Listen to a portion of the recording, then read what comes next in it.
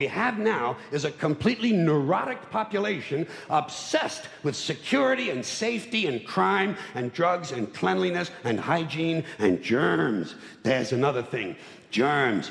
Where did this sudden fear of germs come from in this country? Have you noticed this? The media constantly running stories about all the latest infections, salmonella, E. coli, hantavirus, bird flu, and Americans they panic easily, so now everybody's running around scrubbing this and spraying that and overcooking their food and repeatedly washing their hands, trying to avoid all contact with germs. It's ridiculous, and it goes to ridiculous lengths. In prisons, before they give you a lethal injection, they swab your arm with alcohol. It's true. It's true. It's true. Well, they don't want you to get an infection. And you can see their point. Wouldn't want some guy to go to hell and be sick. It would take a lot of the sportsmanship out of the whole execution. Fear of germs, why, these fucking pussies. You can't even get a decent hamburger anymore. They cook the shit out of everything now because everybody's afraid of food poisoning. Hey, where's your sense of adventure? Take a fucking chance, will you? You know how many people die in this country from food poisoning every year? 9,000. That's all. It's a minor risk. Take a fucking chance, bunch of goddamn pussies.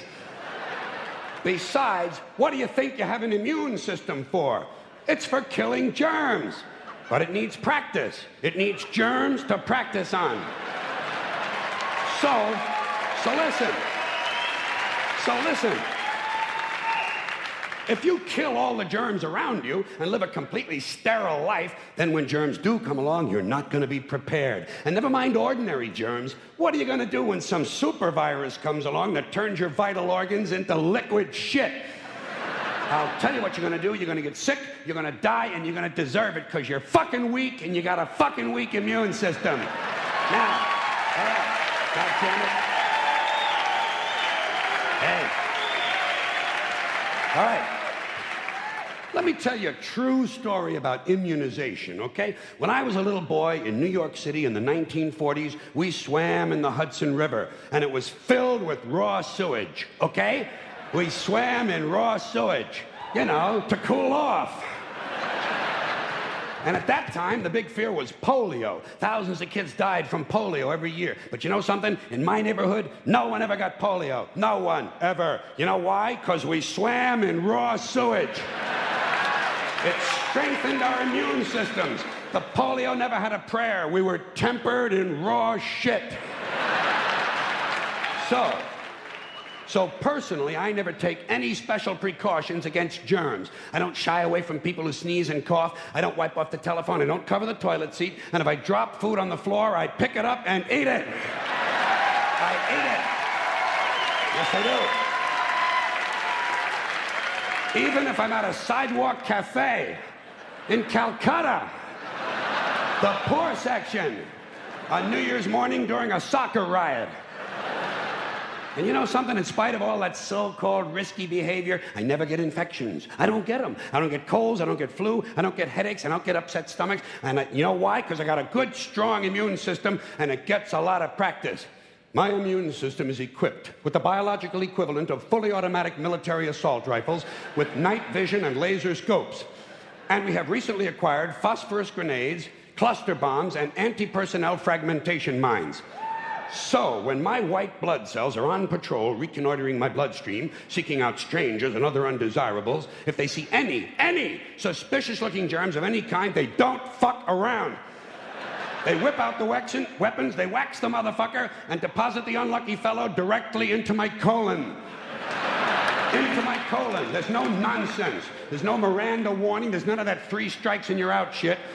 First defense, bam, into the colon you go.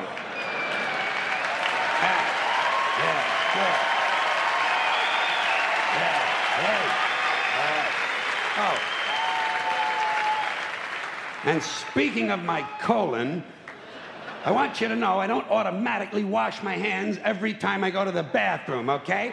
Can you deal with that? Sometimes I do, sometimes I don't. You know when I wash my hands? When I shit on them. That's the only time. And you know how often that happens? Tops. 2-3 times a week. Tops. Maybe a little more frequently over the holidays, you know what I mean? And I'll tell you something else, my well-scrubbed friends.